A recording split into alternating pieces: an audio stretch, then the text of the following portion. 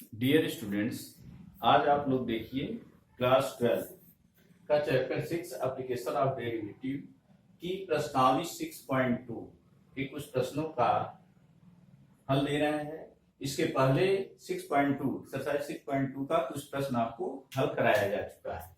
तो यहाँ पर देखिए एनसीईआरटी प्रश्नावली 6.2 का क्वेश्चन नंबर 9 बहुत ही इंपॉर्टेंट क्वेश्चन है। इसको थोड़ा सा ध्यान से आप लोग देखिए, इसका सोल्यूशन।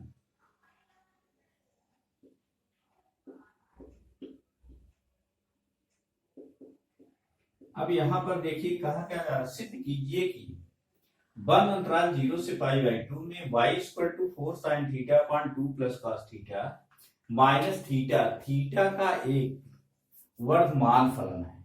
वर्धमान के लिए इसका अवकलन क्या होना चाहिए? 0 के बराबर या 0 से बड़ा होना चाहिए। अब यहाँ पर थोड़ा ध्यान दीजिए, क्योंकि दिया गया फलन आपका क्या, y = 4 sin theta y = 4 sin theta upon 2 plus cos theta 2 plus cos theta minus theta. अब इसका दोनों पक्षों का किसके सापेक्ष, थीटा के सापेक्ष अवकलन करने। यहाँ पर देखिए भागफल का अवकलन आपको बताया जा चुका है। यहाँ पर dy अपॉन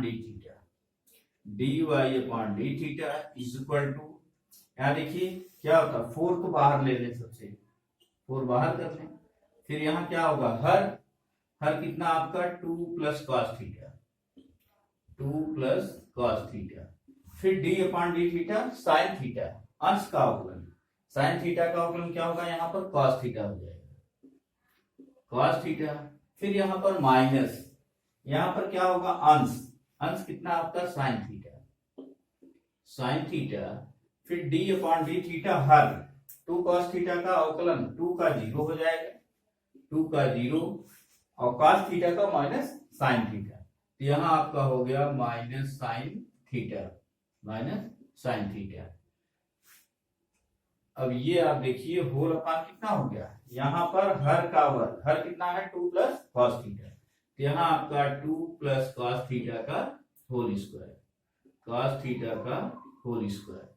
फिर यहाँ पर ध्यान दीजिए, थीटा के सापेक्ष अवकलन क्या हो जाएगा, ये आपका -1 होगा, ना हो गया -1। इसी को देखिए सरल कर लीजिए। यहाँ पर 4 तो आपका सबसे बाहर हो गया, यहाँ बड़ा ब्रैकेट हो गया। अब cos थीटा से इसको मल्टीप्लाई कर दे रहे हैं, तो यहाँ आ जाएगा आपका 2 cos theta plus cos theta का मल्टीप्लाई करेंगे तो ये cos square theta into cos theta. फिर माइनस, यहाँ देखिए थीटा साइन थीटा का मल्टीप्लाई 0 करें 0 आएगा, माइनस साइन थीटा का multiply minus sine theta minus plus हो जाएगा। ये आपका प्लस आ जाएगा साइन स्क्वायर थीटा। ये आपका, अब इसका एलसीएम देखिए 1 यहाँ पर, इसका एलसीएम कितना होगा, 2 प्लस cos थीटा का होल स्क्वायर। यहाँ हम लिख सकते हैं -2 प्लस cos थीटा का होल स्क्वायर। अब यहाँ होल अपान कितना आ जाएगा, 2 प्लस cos थीटा का होल स्क्वायर। तो यहाँ हो गया 2 प्लस cos थीटा का होल स्क्वायर, ये आ जाएगा। अब यहाँ से आप लोग ध्यान दीजिए, इसको थोड़ा सरल कर लें। तो यहाँ पर ध्यान दीजिए, ये वैल्यू क्या होगी, cos square theta plus sine square theta की वैल्यू 1 होती है। तो ये आपका हो जाएगा 4, यहाँ कितना आया 4, यहाँ पर बचा आपका 2 cos theta plus cos square theta plus sine square theta की वैल्यू 1 हो गई।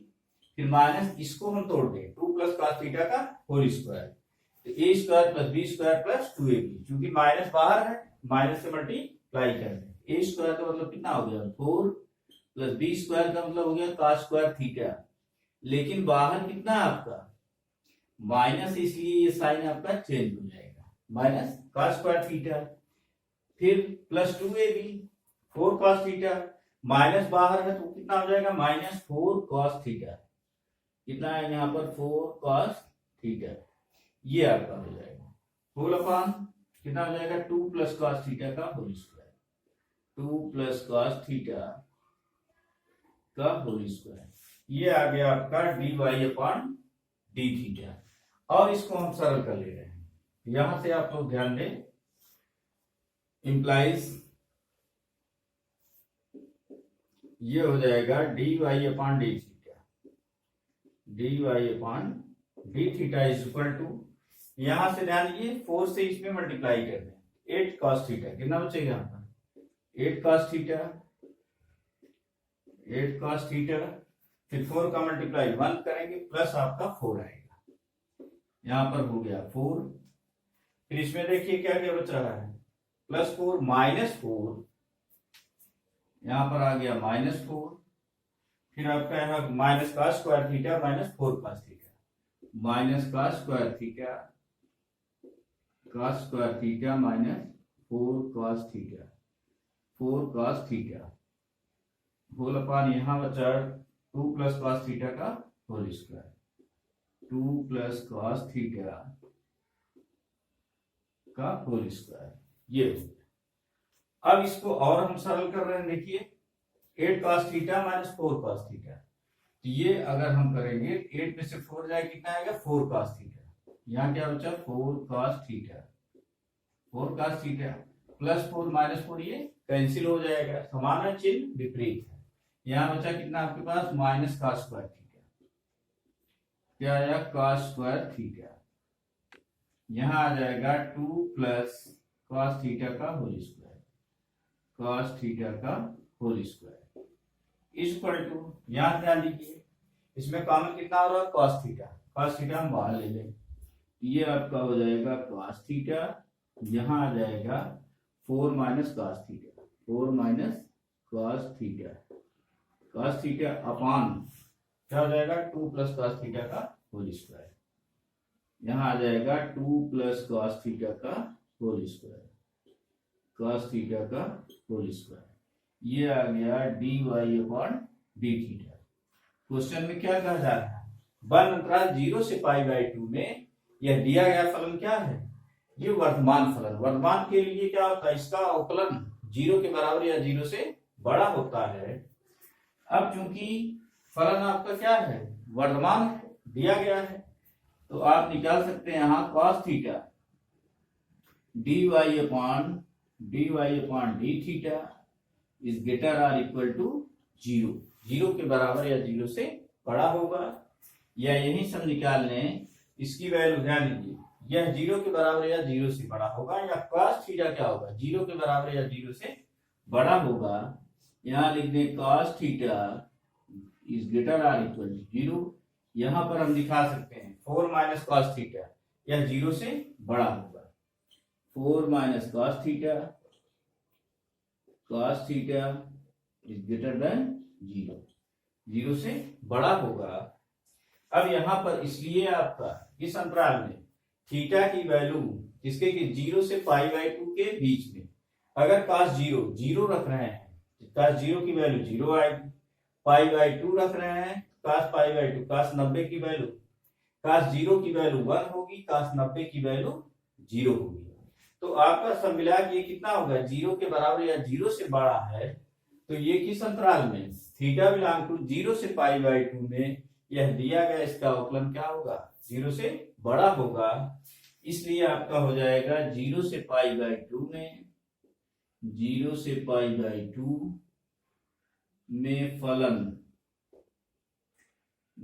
फलन वर्तमान है, ये निकालना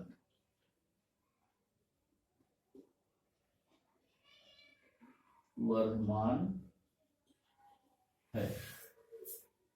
ये आपका क्वेश्चन नंबर 9 बहुत ही इंपॉर्टेंट क्वेश्चन है।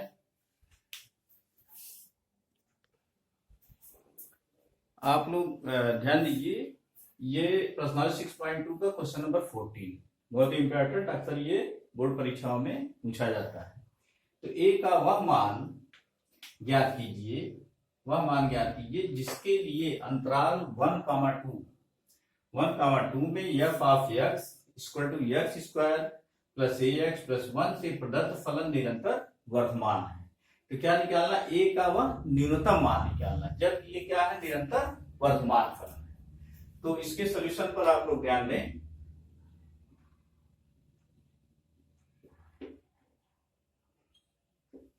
सॉल्यूशन ध्यान दीजिए। अब चूंकि दिया गया फंक्शन आपका क्या है, f of x equal to x square plus a x plus 1। अब इसका एक बार अवकलन दोनों पक्षों का एक्स के सापेक्ष अवकलन करने पर तो यहां पर आ जाएगा f dash x equal to यहाँ पर 2x plus a d d x of x का 1 होता है, यहाँ क्या बचेगा a, और अचर 1 का क्या हो जाएगा अवकलन 0 हो जाएगा। अब चूंकि दिया गया फलन क्या है, ये प्रदत्त निरंतर वर्धमान है। यदि फलन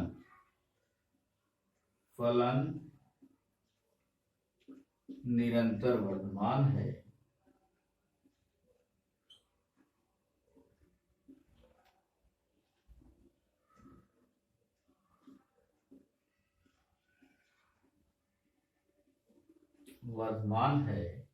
तो हमें क्या निकालना है, ए का न्यूनतम मान निकालना है।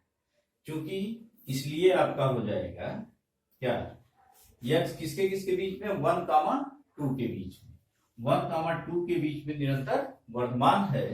तो हम निकालेंगे, देखिए एक्स की वैल्यू क्या, 1 is less than x is less than 2। X का मान क्या होगा, 2, 1 और 2 के बीच में होगा। अब यहां से ध्यान दीजिए, अगर इसमें सभी में कितने से मल्टीप्लाई के, ये इक्वालिटी की कंडीशन होती है, सभी में कितने 2 से हम मल्टीप्लाई कर रहे हैं, हमें 2x प्लस ए ले आना है। यहां से 2 मल्टीप्लाई करेंगे, 2 लेस देन यहाँ पर कितना होगा 2x, लेस देन यहाँ पर हो जाएगा 4। फिर क्या करना है, ध्यान दीजिए 2x तो आ गया, a ले आना है, तो सभी में क्या जोड़ दें, a ऐड कर दें। तो आपका यहाँ हो जाएगा 2 plus a less than 2x plus a, ध्यान दीजिएगा लेस देन यहाँ 4 प्लस a, क्या हो गया 4 प्लस a। अब यहां पर ध्यान दीजिए, निरंतर वर्धमान की कंडीशन के लिए क्या होगा, अब f डैश x का मान क्या होगा, 0 से बड़ा होना चाहिए, f डैश x का मान 0 से बड़ा होगा। अब इसलिए आपका f dash x is greater then क्या होगा, ग्रेटर देन 0, अर्थात f डैश x की वैल्यू कितनी है 2x प्लस a। यहां पर ध्यान दीजिए 2x प्लस a का मान क्या होगा, 0 से बड़ा है, यहां हम लिख सकते हैं 2x plus a, 2x plus a, 2x plus a, और यह 2x प्लस a क्या है, ग्रेटर देन, अर्थात यहां पर हो जाएगा f डैश x की वैल्यू क्या है 2x प्लस a, यह कितने से बड़ा है, 2 प्लस a से बड़ा है, अर्थात ये दिखा सकते हैं यहाँ पर 2 plus a is greater than 0। 2 plus a क्या है, 0 से बड़ा है। यह ए हमें क्या निकालना, a का न्यूनतम मान। a का न्यूनतम मान के लिए हम क्या करें, 2 को पक्षांतर कर दें, यहाँ पर a इज ग्रेटर देन कितना होगा, -2 आएगा, अर्थात अतः a इक्वल टू किस पर, -2, न्यूनतम a का न्यूनतम मान कितना होगा, -2 होगा, -2 या -2 से बड़ा, -2 से बड़ा न्यूनतम मान कितना होगा, -2। अतः यही लिख दें, अतः a का न्यूनतम मान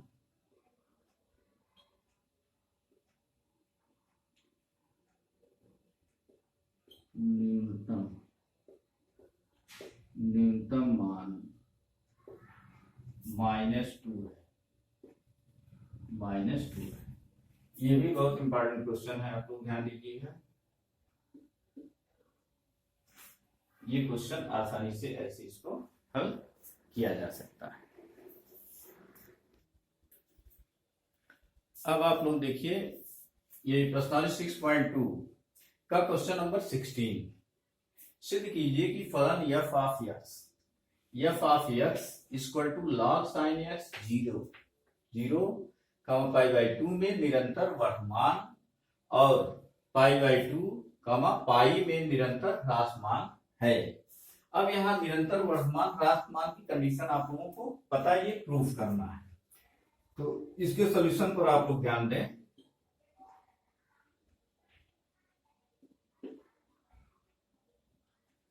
सॉल्यूशन, अब चूंकि दिया गया आपका फंक्शन क्या है, f of x equal to log sin x, log of sin x। अब इसका क्या करेंगे, दोनों पक्षों का x के सापेक्ष अवकलन, अर्थात यहां निकल जाएगा f डैश x, एक बार अवकलन। अब log sin x, देखिए एक चैन रूल आपको बताया गया होगा, log x का है 1/x, log sin x कितना होगा 1/sin x, फिर क्या होना चाहिए sin x, फिर ddx ऑफ sin x का कितना होगा cos x, तो ये आपका आ जाएगा equal to cos x upon sin x, ये आपका cot x हो गया, कितना हो गया cot x, implies f dash x equal to कितना हो गया cot x, ये आपका आ गया cot x। अब ये भी कंडीशन क्या है, इफ इसमें 0 से π/2 में निरंतर वर्धमान है, ये हमें दिखाना है। यदि फलन निरंतर वर्धमान है, निरंतर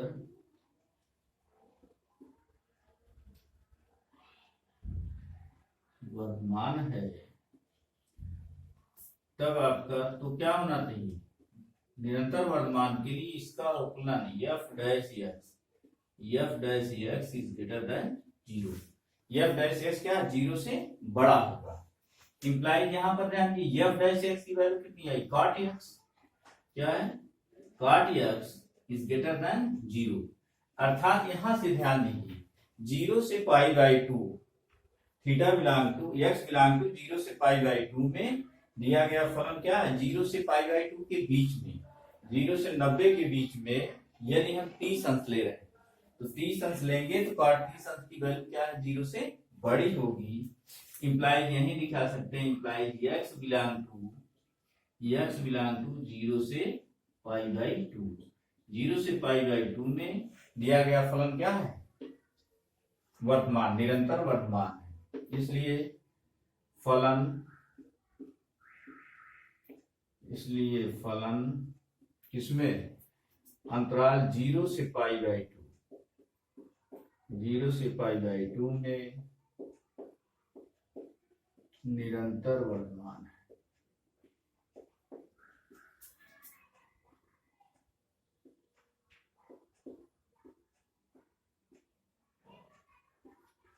निरंतर वर्तमान है। अब यही नाम ध्यान दीजिए, क्या दिखाना किसमें π/2 से π में निरंतर ह्रासमान है, ह्रासमान के लिए लेस देन 0 होगा। अब यहां पर इफ फलन क्या, नाउ फलन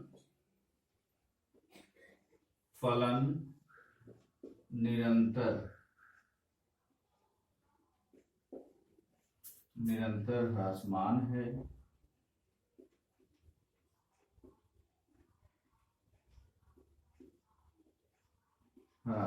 है, तो आपका अवकलन क्या होगा f डैश x, ये आपका लेस देन 0 होगा, 0 से छोटा होगा। अब यहां देखिए f डैश x की वैल्यू क्या है, ये cot x लेस देन 0। अब इंप्लाइड यही ध्यान दीजिए किस अंतराल में निकालना, π/2 से π के बीच, 90 और 180 के बीच में, क्या cot x की वैल्यू x का मान ये 90 180 के बीच में अर्थात 120 रखते हैं, 120 में यह क्या होगा निगेटिव होगा, ऋणात्मक होगा, 0 से छोटा होगा, अतः इसमें क्या होगा x बिलोंग टू यहां आ जाएगा π/2 से π, x बिलोंग टू π/2 से π में होगा। अब यहां पर ध्यान दीजिए, इसलिए फलन आपका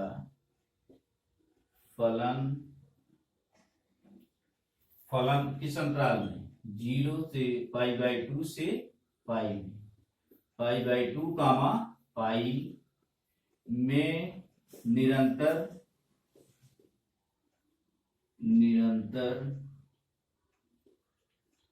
ह्रासमान है,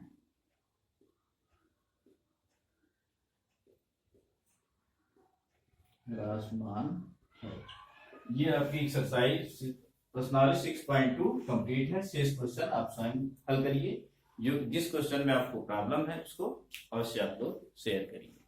थैंक यू।